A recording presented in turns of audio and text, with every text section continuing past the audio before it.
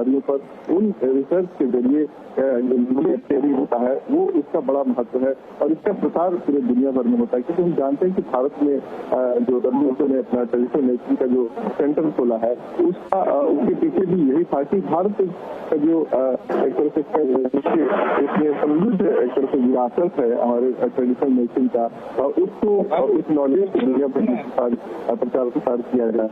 और आज जब प्रधानमंत्री के जो समापन समारोह को संबोधित करेंगे तो All right, viewers, visuals coming in right now. The Prime Minister in Goa, First Republic. The Prime Minister is all set to inaugurate International Airport in Goa's Mopa today. According to the government, the phase 1 of the airport will cater to around 4.4 million passengers per annum. A very, very special moment right now, viewers. You're watching there on your screen. And remember, the Prime Minister a short while back had launched projects in Nagpur, where he is called the projects a proof of how fast double-engine government is working. The visuals on the screen right now, now the Prime Minister is in Goa, and very soon he'll be inaugurating Goa's second international airport during his visit there. The airport has been built at around the cost of 2,870 crores, and it will begin operations starting from January 5th, very soon. The Prime Minister will also address a function of the 9th World Ayurveda Congress, and later he will inaugurate the Mopa International Airport in just a short while. And like we just told you, the Prime Minister is on a visit. Very important development projects have been launched and inaugurated by the Prime Minister. A short while back, he flagged off the new Vande Bharat Express from Nagpur railway station. India's 6th Vande Bharat Express will run between Nagpur and Bilaspur. Modi also took a ride in Nagpur Metro from Freedom Park Metro Station to the Khapri Metro Station as well. He has dedicated the Nagpur Metro Phase 1 to the nation and laid the foundation stone of Nagpur Metro Phase 2. And right now, visuals on a screen coming in where the Prime Minister is right now in Goa.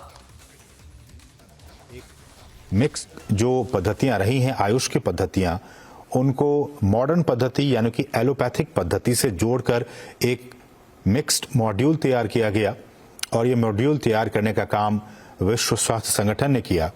और ये module तैयार करके जो आयुर्वेद के doctors हैं उनको ये module दिया गया है, ताकि जो मरीज उनके पास आए उनका वो इस मिश्रित मॉड्यूल के तहत मसलन कि आप उनका इलाज आयुष पद्धति से भी करें और उनका इलाज आप एलोपैथी से भी करें।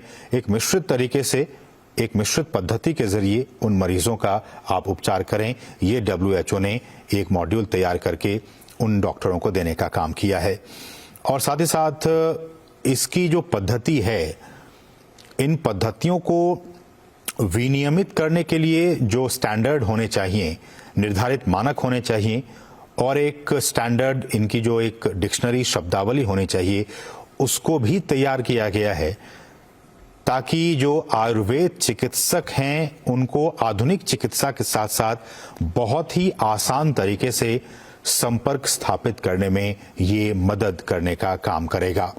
तो इनकी तमाम पद्धतियों को विनियमित करने, निर्धारित मानक और एक मानकीकृत शब्दावली जो दस्तावेज है उसको तैयार किया गया है इस दौरान। और इसके जरिए आयुर्वेद चिकित्सकों को आधुनिक चिकित्सा के साथ आसान तरीके से संपर्क स्थापित करने में काफी मददगार ये साबित होगा। WHO के कई प्रतिनिधि इस आयुर्वेद कांग्रेस में शामिल हो रहे हैं। इस दौरान WHO के अधिकारियों ने इस बात को रेखांकित किया कि भारत का जो यहाँ की जो पारंपरिक चिकित्सा पद्धति है उसको लेकर वैश्विक केंद्र अधिक साक्ष्य आधारित आयुर्वेद लाने के लिए दुनिया भर में जो तमाम सरकारें हैं उनके साथ मिलकर ये काम कर रहा है।